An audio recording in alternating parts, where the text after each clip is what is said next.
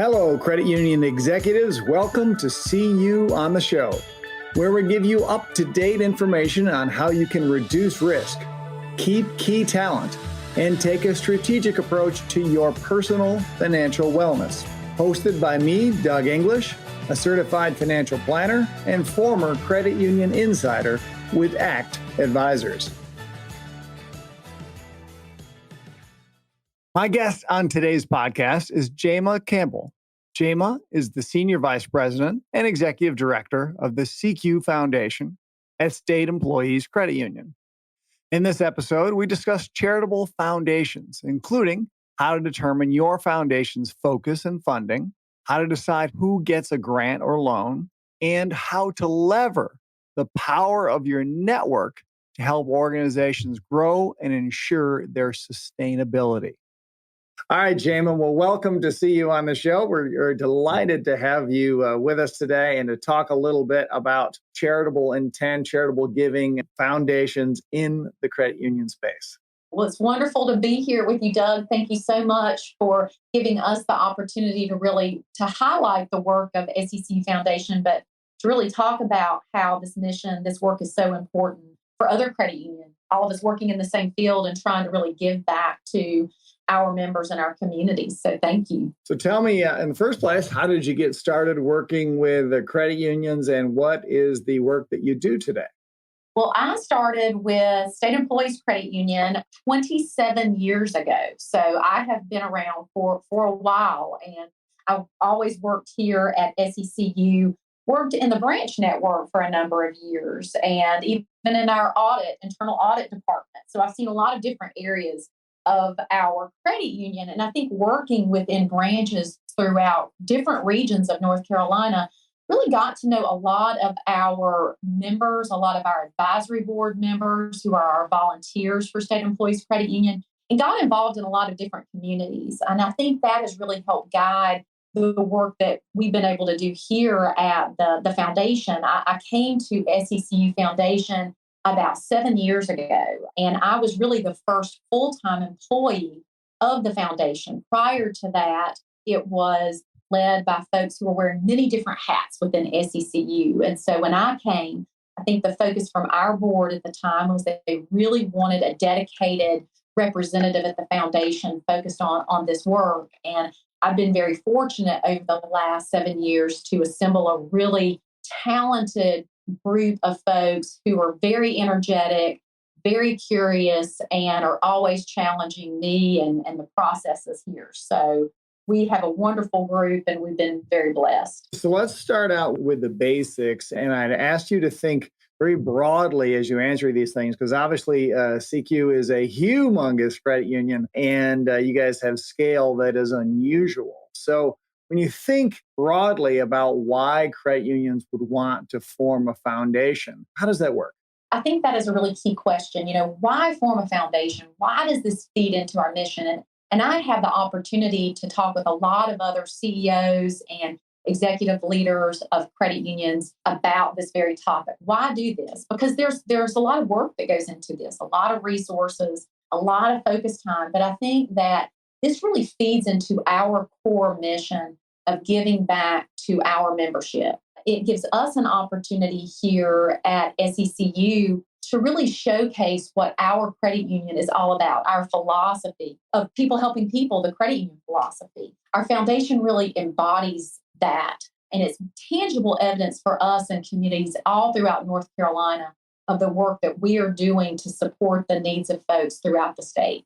How do you decide what your foundation is going to focus on? What is this sort of strategic connection between the foundation and the credit union? That's a great question. I think that's one area that we really, our founding fathers nearly 20 years ago really got right from the beginning. I think they reached out to our advisory board members throughout North Carolina. They reached out to employees to find out what are the focus areas? What do we want to achieve? What needle do we want to be able to move in the space that we can move that space? And you really can do it at any level of funding with a lot of focus and strategy. And at that time, we decided we wanted to fund in 4 key areas. And we also decided what scale of funding we wanted to provide. We wanted to fund geographically all throughout North Carolina.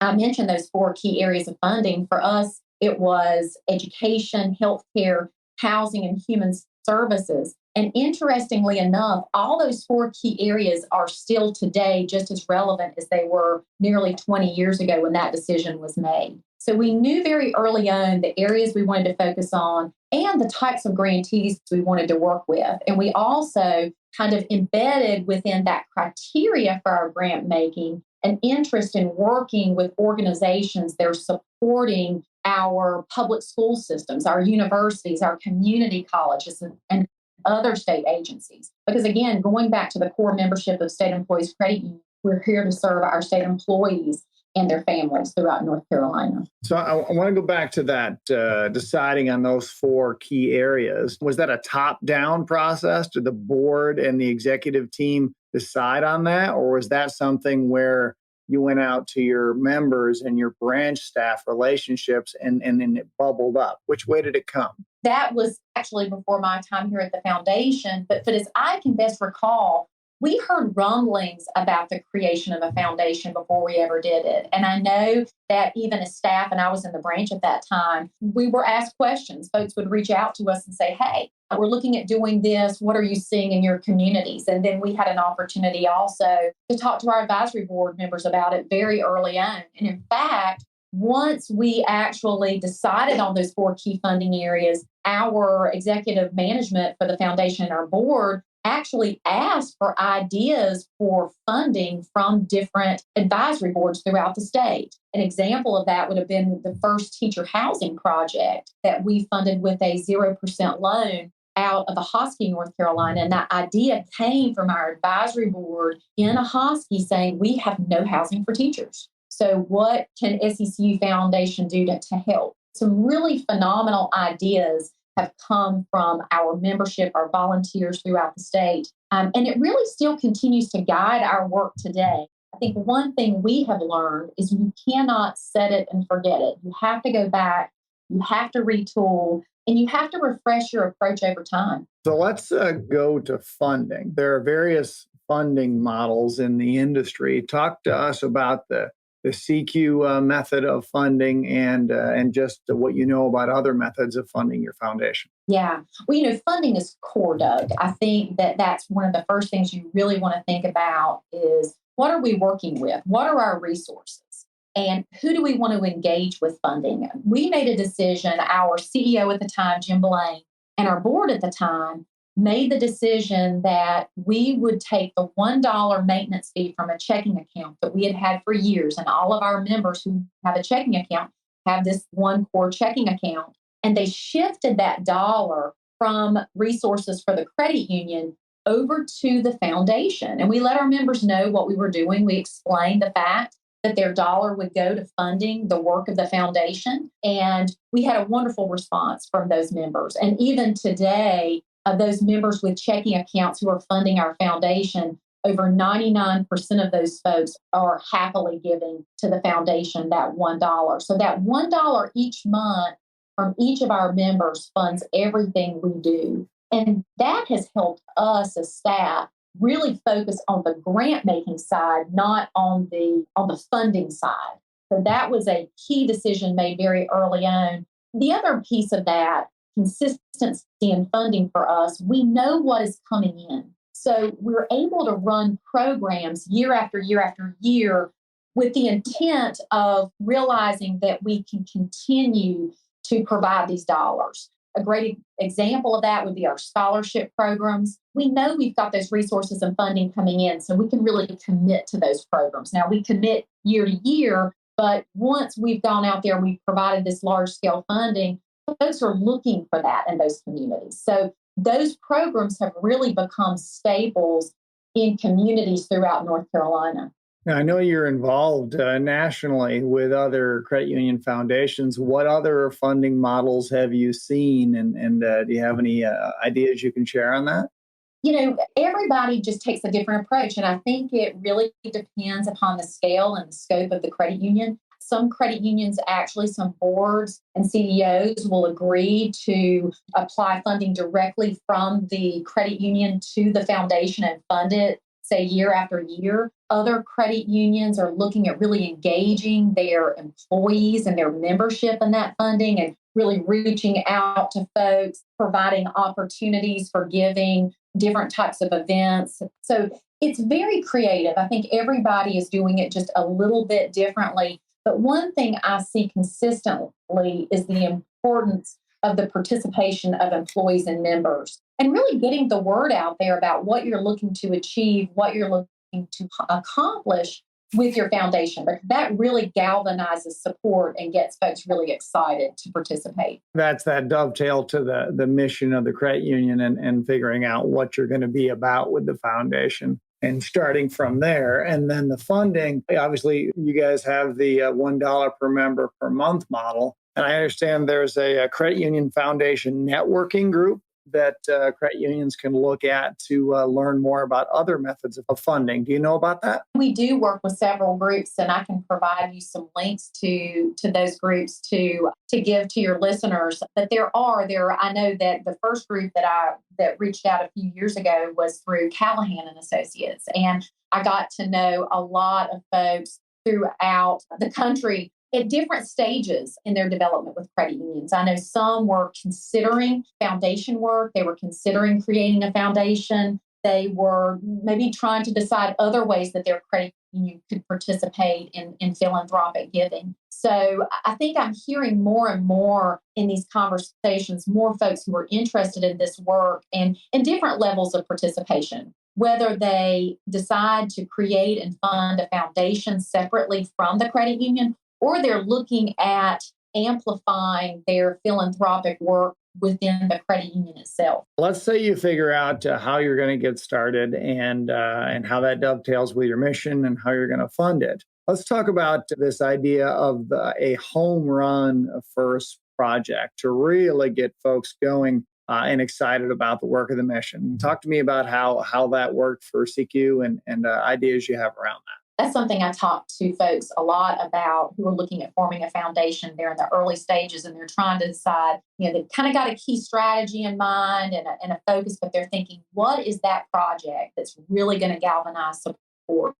And one of the things that we did with that, knowing that we are a statewide credit union, we knew that out of the gate, we had to find some program or project to fund that would provide funding statewide to members and their families throughout North Carolina. So we developed what we still call today the People Helping People High School Scholarship Program. And so it's a $10,000 scholarship that we provide to students at our public high schools in North Carolina who are attending public North Carolina universities. So very much keeping that theme of public schools and public universities in mind. We also provided a similar scholarship to high school students who were attending our North Carolina community colleges. And we still run those programs today. Each year for the high school program, we provide over 400 scholarships every year and over 100 scholarships for our community colleges every year. So after 18 years of funding, we've got so many folks throughout North Carolina who've had the benefit of those programs, and they're very well known in communities throughout North Carolina and are very much a part of our mission and our focus in investing in the future of the state of North Carolina. And that goes right back to one of those four tenets. First one I believe you mentioned was education. So the People Helping People Scholarship Program got folks galvanized with the activity of the foundation. And then how did you lever that? That was your first home run. And then what was next? How did you utilize the momentum that had built around that event? That was so key to really introducing the foundation to our employees and to our members, our advisory board members that I've talked a lot about. And in fact, our advisory board members would go out in the communities and present these scholarships at award ceremonies at high schools and community college throughout North Carolina. Oh, yeah. Now that'll get some excitement going. Yeah, because, we want to make the connection that it is their dollar. They are the ones who are gifting this money. And we want the communities to know that this money is coming from your neighbor who is a member of State Employees Credit Union. So I think that really got the ball rolling for us. And then we really started seeing a lot of requests just rolling in throughout the state of North Carolina. The next request I believe we received was from a group in Chapel Hill that wanted to form a hospitality house for one of our large state hospital systems. We wanted to have a place, a respite for people to stay when they are, or their family members are receiving long-term treatments at some of our hospitals. And so it's kind of similar to a Ronald McDonald model, but it is for any needs, essentially. And the first of those houses opened in Chapel Hill. We have another in Winston-Salem and another in Wilmington, and actually have several requests or folks throughout the state who are interested in developing more of these hospitality homes. So I think one of the things we've seen over the years is once there's a really good idea, momentum really builds, and we see other areas of the state raise their hand and say, "Hey, we want to do something similar to that." That's a great example. So what I'm taking away is the key ideas from that was a project that matched the geography of the credit union's membership, which is statewide in North Carolina, and then it was in line with one of the four tenets of the foundation, which was education. And then when you implemented that program, you levered the relationships with your local advisory boards, and those are boards made up of from each branch to go and into the community and present these awards. And from that activity, that dominoed into a whole bunch more of requests for foundation support. Is that right? That's right. That's literally as simple as it was for us getting this off the ground and getting this started. That scholarship program really it sparked the interest of people statewide. And so today, just to kind of give you an idea, all these later, we're receiving probably over 100, maybe 150 requests nearly every year to support projects and programs all throughout North Carolina. So it took us a few years to be recognized. And then after the first few years, it started going really quickly, which is why 7 years ago, our board said, "Hey, we really need dedicated staff to do this work because we're getting more requests than we can handle without dedicated staff." So that word of mouth has really expanded over the years, and we continue to look for similar programs. Another great example of a statewide program that we run is an internship at our public universities. It's called the SECU Public Fellows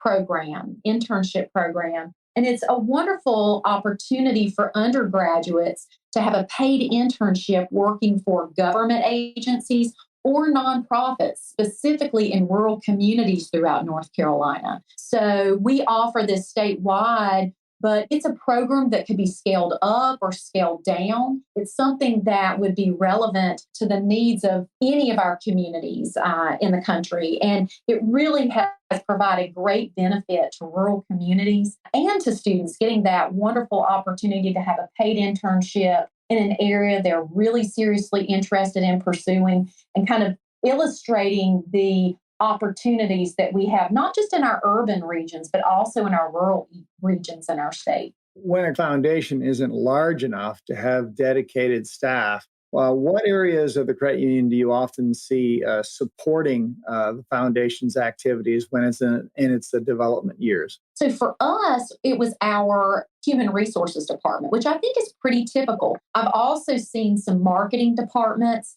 some education outreach departments doing this work. And it really can be, I talked to a lot of folks about that. You really don't have to have a dedicated staff to do it. It really just depends upon the scale and the need. And, for 10 years, we operated without dedicated staff. I think for us, just because of the numbers of requests coming in and our resources to be able to fund, it made sense for us to really focus some folks on this work. And our board also wanted us to kind of go beyond a little bit some of the original templates, the original ways we were funding, and reach out and do some in some areas of, say, programmatic funding and other areas that have really helped us evolve over the years. But it can be done in so many different ways. When you actually get all these requests, I bet you get a lot more requests than you can fund. So how do you decide who's going to get the money? So a lot of that has evolved over time. We have, just by virtue of receiving so many requests over these past 18 plus years and funding so many requests, we've learned a lot along the way. And so we've set really very specific criteria for certain types of requests, like, for instance, housing requests, affordable housing, workforce housing. We have templates and criteria specifically for those types of requests. When you talk about the gifts, the grants themselves, we have requests for hospitality houses, and we have criteria for that. We have criteria for autism and child developmental disability types of requests. So we've gotten very specific because we have provided so many grants over the years. We generally know the scale and the scope of the work that we're looking at of the grantee, because many of the grants that we have provided over the years are going to organizations that provide either countywide or, in many cases, regional support or even statewide support. Now, we have flipped that model on its head a little bit in the last 5 years. And Doug, I had mentioned earlier to you a little bit about mission development grants and working with some smaller nonprofits throughout the state who may be newer. They may have been around for a long time, but very grassroots, and their needs are different. They're not going to be working with a statewide population or even a regional population right now, but looking more at deepening their roots in communities. So we're now providing funding at different levels, a space that a lot of credit union foundations could work in. I believe sometimes you give grants and sometimes you make loans. How do you decide when you do which? Yeah, so when it comes to housing specifically, we find that there are a lot of partners that need to be involved just because of the scope and scale, the cost of those projects. So what we determined years ago with many housing projects, workforce housing is a great example, teacher housing. We knew we were going to be getting, once we provided funding for one request, we would be getting requests from many different communities throughout the state. So what we determined to make that program sustainable for us, because we all have a finite amount of resources, right? So we've got to be good stewards of those resources and spread those around. So we determined that we could provide a 0% interest loan for 15 years and 0% construction loan financing for workforce housing projects and allow those folks to pay us back over time, which then we will take that funding and then we will fund another project with that. So the loans give us an opportunity really to do more. The combination of scholarships, internships, loan funding, and grant making, the actual, just the grants themselves, gifts, those areas all give us an opportunity to do more. And as I mentioned, one of the main charges that we have from our board is to make sure that we're spreading those dollars throughout North Carolina. And that's part of really that grant making criteria. And you, Doug, you asked a good question. I didn't answer it earlier. How do you say no? That's the hardest part of this work, because once folks know you're out there, once you're recognized as a funder, you will have so many people coming to you. And you really have to have very clear criteria for what you're hoping to help your grantees achieve. And you need to have criteria in place to help you geographically spread those dollars. We like a good balance of funding in those 4 key areas: education, healthcare, housing, human services. So we really want to have a body of work, essentially. We want to look back on a body of work that really touches all of those areas. So there are folks sometimes that will come to us at a point where maybe they're not quite ready for that project, and we think maybe there's a little bit more work to do, or maybe their focus is a little bit of outside of our reach. So we have those conversations and we really try to explain that strategy that we have. Great, Jama. So what I think I understand then is the way you decide between loans and grants is somewhat based on the scale of the funding necessary to achieve what you're after, right? With housing, is such a large amount of money if you were going to just provide a grant to buy the housing. Instead, you provided the cost of the foregone interest to enable that part of your mission. Is that right? That's exactly right. And by providing the loans versus the grants, we're able to do more of those types of loans. So it allows us to scale that work up and provide more funding in that area. And again, we work in the area of affordable housing with loans and workforce housing. We're finding that that model really works well for most of our housing projects. That makes sense because the scale is so great there. You also mentioned some templates and filters that you've developed that help to decide who is appropriate for various areas of your activities. Are those templates something that you could share with other credit unions? And if so, how would they access those? Yeah, well, we are pretty low tech around here. So most of what we do, in fact, we're purchasing software right now for the first time, but we have been doing all of this really through access databases. And this is, again, just to give you an idea of how low tech you can be and do this work, Access and Excel and Word. But yeah, we have developed templates over the years for very specific types of requests. And again, that just helps us be more strategic and more focused in our work.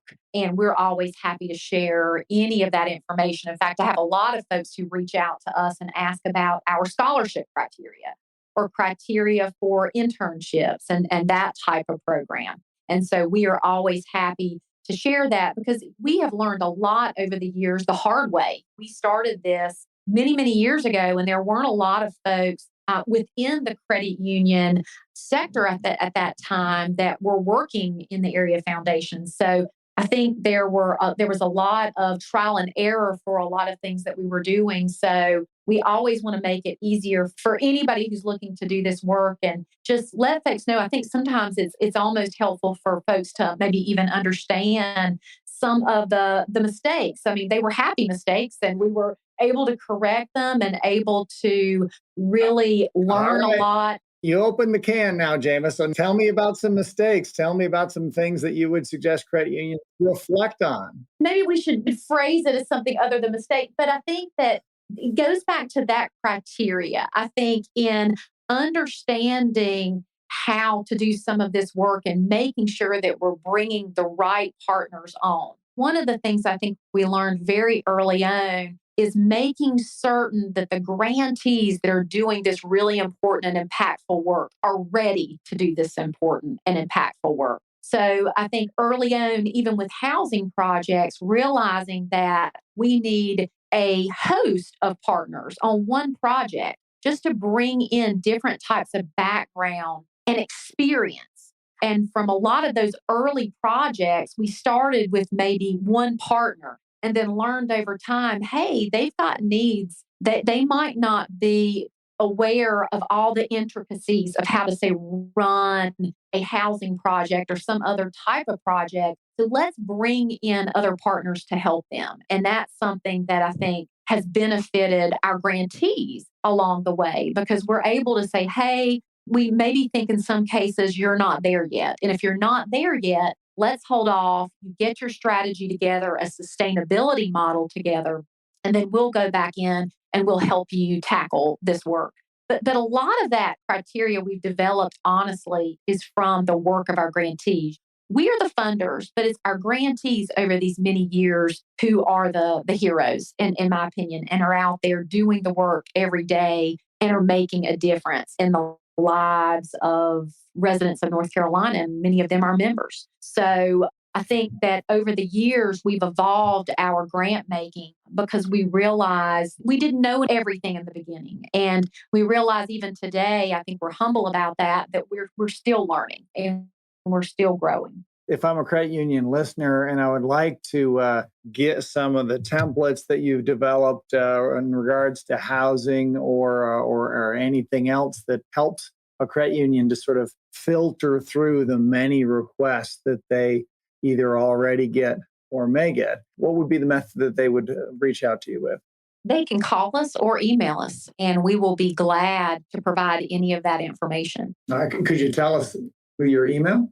Yeah. So You would send your request to SECU Foundation here at ncsecu.org, or you can call us at our toll-free number, which is 1-844-296-4832, and we would be happy to answer any of those questions. We also have a really great website, and you can just Google SECU Foundation, and you can look at all the types of grant making that we have provided over the last 18 plus years. We have things broken down into different sectors and areas. So housing, healthcare, education, human services. And it gives you a brief summary and a timeline of our grant making. So kind of can give some folks an idea of maybe different areas of grant making they could focus on. Something you mentioned lightly before I want to go a little deeper in is this idea of charitable leverage. And I kind of took that away from the mission development program, where you are dovetailing the network that is the resource, right, of consultants that you know to be effective, along with your money. And how do you put those things together in order to leverage your charitable impact? Yeah, that's a good question. You mentioned earlier, how have you learned from your mistakes? What have you learned? And one of the things I think from early on are just the difficulty of the saying no's to folks and not having an alternative for them. Folks coming to us who have a wonderful concept and idea. We've got a great staff and board, great strategic thinking, but they're just components that that are not part of the request, and things that they need to develop and work on. And so that's really how mission development grants came about for us about 5 or 6 years ago. We started looking at some of those denials and said, you know what? We really want to work with this organization, but we need to kind of help them get to the next step. And so we developed what is called our Mission Development Grant Program. It is what we call a capacity building program. So we provide funding for these folks. In our case, we provide about $40,000 over a 2-year period. But just as important, we also connect these grantees with experts. So we get to know the grantee and a little bit about their needs and the directions that they're looking at going, and maybe some of the gaps they're looking at filling. And then we go to our bank of consultants, people that we've worked with and gotten to know over many years here doing foundation work, and connecting them to the right experts that are going to help them start to work on some of these challenge areas and identify areas of strength. That's an area that I think sometimes organizations don't spend enough time on. What are we doing really well, and how can we better leverage that? So these consultants really get in there and work with these different grantees. It's a 2-year process. And in many cases, and in a number of cases, these grantees have come back to us for a second round of funding.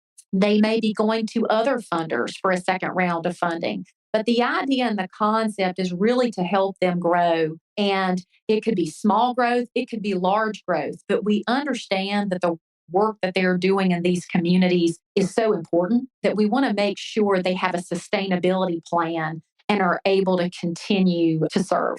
Well, plus the value that state employees brings in having vetted consultants in specialty areas, knowing that these folks are effective at helping charities build their own processes and systems or whatever it is that they may need. The fact that you know a network of folks that are effective and you combine that with your economic leverage, that's a tremendous value to the charity and to the community when you put those things together. And that's something that it seems like a credit union could start from the beginning to utilize that combination. Do you agree? So yes, we're hearing a lot about the need for capacity building grants out there, especially after COVID. I think that one of the things the last few years have really highlighted are the small organizations, the grassroots organizations that have been in our communities for many years. And in many cases, our funders don't know a lot about these groups because they've just done it on their own. And now their work is more important than ever. And we can really support that work through helping them build their capacity, their sustainability, helping them deepen their roots in their communities, or even in some cases, expand their models. And you're exactly right. It's not just the investment of the grant or the dollar that we put into this, but it's also matching them with experts that speak their language and that really can help them grow and better understand how to remain relevant. And again, that's that word that is so important, ensure their sustainability. And this is an area I can see a great need in grant making right now. And this is something that really a foundation of any size could participate in. It takes a strategic way of thinking to do this grant making. You need to be focused on the types of organizations that you're looking to support, maybe the types of projects within those organizations that you're looking to support. But support can really come at any dollar level. But to me, for this type of program, it's all about that connection of that expert and really helping the organization network. Another piece that we do with these capacity building groups, these grantees, is connect them to other grantees that we've worked with over the years. So as I mentioned earlier, we may have worked with organizations that have created hospitality homes or cancer centers or other types of projects. We try to make sure that we're connecting these smaller grantees with maybe grantees who have greater resources, just so they can share ideas and information. Yep. The power of the network is my big takeaway from that, is that connecting folks to people that you know to be effective, to their peers that have already walked the journey and can help them to accelerate their own path, is just as much as a part of your charitable activity as applying your economic resources. That's exactly right. And, again, a foundation of any size can really do that. There is so much value, not just in the dollars that we're giving, or say if it's a loan, a 0% loan, but just in that connection piece and that education piece. So I think sometimes we don't realize how important that part of the work is. But to me, after all of these years, and again, we've learned so much after years of doing this work, we're realizing the value of being a connector. Well, Jama, thank you for being a connector on the podcast today. We appreciate the work you do on behalf of the State Employees Credit Union Foundation and on behalf of the credit union movement. Any final thoughts for our listeners? I will just say this, Doug, it's so exciting to get to do this work. And again, I think this really just feeds into the mission that we all have as credit unions, to give back and to inspire our staff and our members to really want to give back to their communities. So every day here at SECU Foundation is a good day, because we realize the value that we're providing our communities. And anything, as we've mentioned earlier in this podcast, anything that we can do to help others engage in this work, we're here to help. Thank you, Jama. Thanks, Doug. That's all the insider credit union knowledge we have for this episode. Are you enjoying the conversation? Be sure to subscribe and share your thoughts with other credit union leaders by leaving us a review. See you next time on See You on the Show. The opinions voiced in this material are for general information only and are not intended to provide specific advice or recommendations for any individual security. To determine which investments may be appropriate for you, consult your financial advisor prior to investing. Economic forecasts set forth may not develop as predicted. All performance referenced is historical and is no guarantee of future results. Indexes are unmanaged and cannot be invested into directly.